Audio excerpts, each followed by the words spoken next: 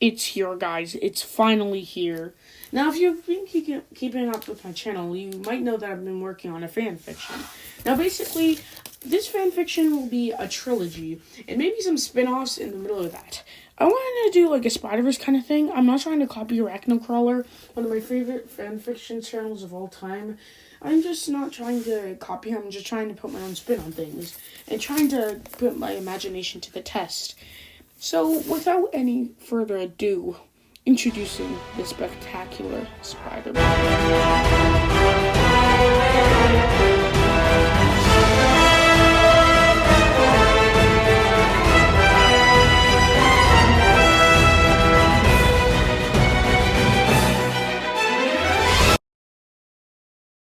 We start off with a hooded man walking through New York City.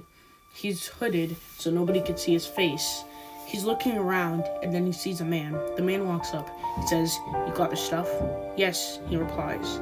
"Now, it is time to get the water to the spout of the spider." "Yes, but first, we need to go somewhere." We then go to Peter swinging around New York City. He's having fun, saving people, and fighting crimes. He doesn't really see much in the city other than just petty crimes from criminals. He then remembers he has a date with Betty Brent he met at the Daily Bugle. He says shoot, and then he stops swinging and goes into an alley. He changes and then walks to a local McDonald's nearby. He comes in, and Betty yells, "Peter, you're finally here." Yes, Betty," he says. "I'm sorry I'm late."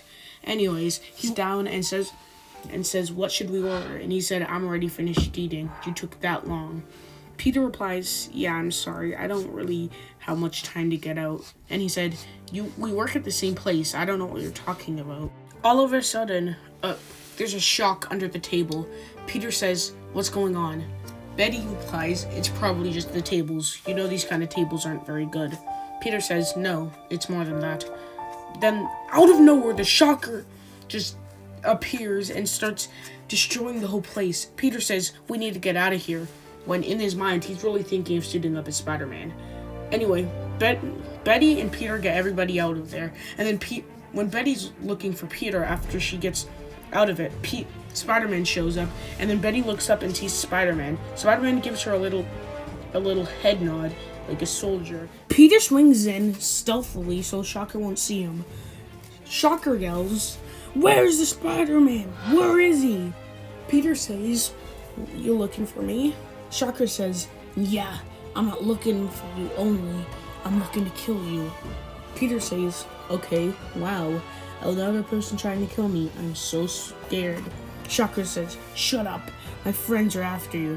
And Peter says, "Friends are after me? It's not like the same thing with the Rhino and Sandman." "Okay, how about we take this slow, buddy? How about you just take yourself in and we could do it the easy way." Shocker throws some sparks at Spider-Man. Spider-Man says, "Okay, I guess not." Spider-Man webs him up, but Shocker, strong enough, throws it out. Shocker says, "You think you could take me in this time, even if my friends will be able to stop you?" "Friends, stop mentioning your friends," Spider-Man replies. The police show up, and then the Shocker somehow gets away. Peter looks there and looks back. How did he go? We then go to the hooded man that Shocker was talking to earlier.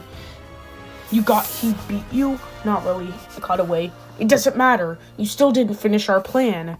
Our plan was to kill him." "I did it." "Well, I guess you did it wrong." A man in a hat with a dark face says, "At least he got away. If he got to prison, they could have found out." To work on the floor.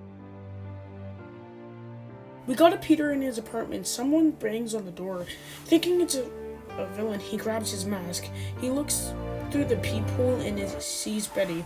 "Oh, hey, Betty. What's wrong?" he says, opening the door. "Where have you been?" says Betty. "What?" Peter says in confusion. "Why did you leave me, Peter?" says Betty. "Why did you abandon me at McDonald's?" Peter suddenly remembers thinks of an excuse. Betty sees the mask in Peter's hand. Betty slams the door and walks away. "Dang it," Peter says. Go to Peter at the Bugle an hour later as he works there already in this timeline. Betty looks at Peter with a grin as he walks in. JJJ starts yelling at Peter for the photos Peter gave him a week ago. Peter says, but these are good. JJ says, if they're not good, you're fired. As Peter slowly starts giving them to JJ, but out of nowhere an explosion goes off. It's the shocker. Peter runs out to try and get his suit. Peter gets his suit, but it's torn for some reason. Turns out a cat started munching on it. You damn cat, Peter says. Peter then runs to Shocker and says, hey Shocker, I thought you were gone. Like gone for good. Shocker says, you think I'd really stop killing you? And he said, why is killing me such a big thing? Anyway, Peter starts to run at Shocker as an electric bolt hits him. And turns out it's the Electro. The Electro wrecks Peter's mask and Peter says, how did they find me? How did they keep finding me? Peter then gets up and tries to run away, but the Electro, using some kind of handcuffs with lightning, bonds Peter to the wall. Peter says, no, I need to get out of here. Betty looks at Peter with his mask kind of torn up. Huh, weird, she says. He has the same backpack, she also says. Peter ends up getting away, but his mask has disappeared and he has to cover his face now. Peter gets home and says how they might find me here. If I need to find out how they found me. But before that, I need to get a new suit. Peter goes to Aunt May's house, sneaking into it, making sure Aunt May doesn't have it.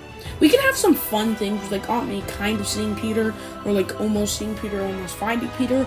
But anyways, the whole point of this is trying to get to Peter to go into a secret cabin he has. Kind of like the Spiderman, the Spider-Verse one, but only just like a little underground back basement with some bare suits. You see Peter swing out with this cool, vibrant suit. It's like the other one, but the red is more of a silver texture, and it has a better and bigger and more a lit spider symbol. Go to the Shocker and Electro with the guy who's the more dark in the head and that with the hat, with the gray hat, saying, how about we get...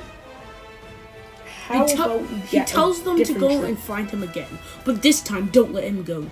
If he goes, kill him and kill the person who's closest. They probably are connected to him if you see them a lot. The Shocker says, well, I saw this blonde-headed girl he's usually with. Maybe she's close. And he says, how about you go and capture her? We see Peter at home again, talking to his friend Ned, who also works at a bugle, on his phone. He explains that the suit that he got is electric proof and lightning proof, so it will be able to take on the Shocker and Electro at the same time. Ned denies that this will probably work, because if it works, then Electro and Shocker will be in prison, but there will be other villains who with similar powers. Peter says, well, I didn't say it doesn't last. Ned says, be careful, Peter. I'm worried for you. Peter says, don't worry, I'm Spider-Man. I can deal with this. We go to Betty in her house, coming back from the bugle's explosion. She says, how could an explosion be that big?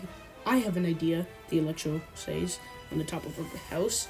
What are you doing here? Who are you? Hey, wait, you're that Electro guy, aren't you? Yes, he says, and I'm here to capture you. And she says, why? For suspense on your boyfriend? Boyfriend?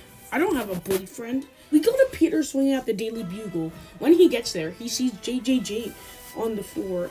He says, Spider-Man, you menace. You better stop this before it gets worse.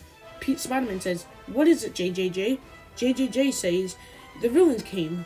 The opposite, your friends. Spider-Man says, my friends? JJJ says, shut up and stop it. JJJ says, they told me that they captured your girlfriend. Spider-Man says, my girlfriend? Probably Betty. And JJJ says, they're probably at the bridge or something. Just get me out of these. Spider-Man leaves with JJ not out of them.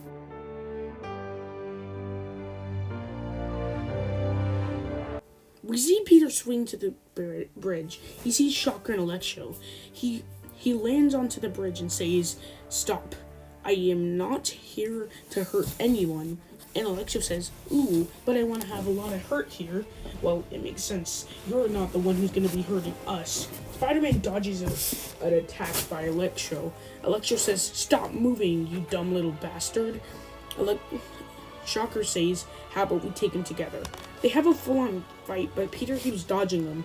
And even when he gets hit, the silver on his suit is blocking it, or putting it back, and was just plain down dodging it. Betty says, wait, what's going on? Spider-Man says, don't worry, Betty, I will get you. Betty says, how do you know my name? Spider-Man does a bunch of flips and eventually webs up a Shocker. Shocker can't get out of it because these webs are electric. And if you don't know, somehow electricity stops his gauntlets. Yeah, I have no idea either. Anyways, Spider-Man done with Shocker, and the police just showed up. Spider-Man says, I just want to end this day, man. Spider-Man then does a front flip and lands onto the bridge surface. Electro says, no, you're not getting away from me.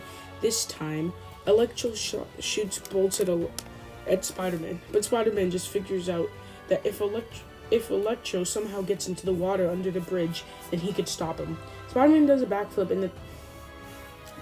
and then webs up Electro's feet. Electro says, no, this can't be happening. Spider-Man just does like a 180, like in Spider-Man Into the Spider-Verse when Miles is like swinging around Kingpin, that's the kind of thing, but it's with Electro. And then Electro falls into the sea and smoke starts to come up. The cops get there and say, thank you, Spider-Man. Maybe you're not a menace. JJJ says you are.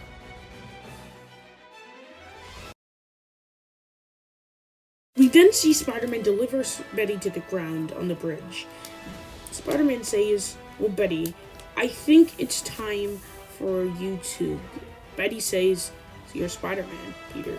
And Spider-Man says, what? Betty says, I knew it for a long time, Peter. I just didn't really care. I always thought you were just being a hero, but I always wondered how you got the powers. I know you're a smart guy, so you probably just made it. Spider-Man says, well, I guess this is awkward. And Betty says, yeah.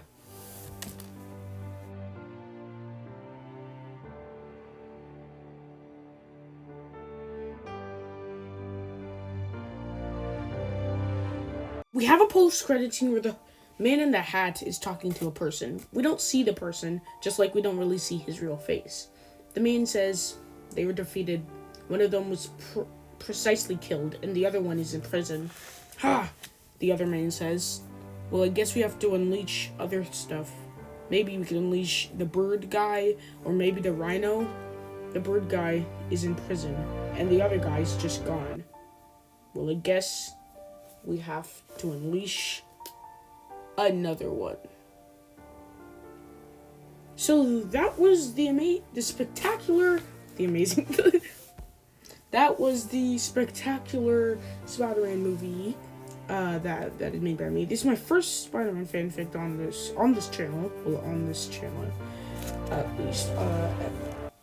Anyways, did you like it? I don't really know because I don't like it because this is my first one. I just hope you guys could be awesome, and maybe I can make a second one if you guys want. I just left on like a little post credits like cliffhanger just for you guys, like I don't know, just for you guys to like speculate, I guess. Anyway, comment, like, and subscribe, and this is Hero Station, and bye.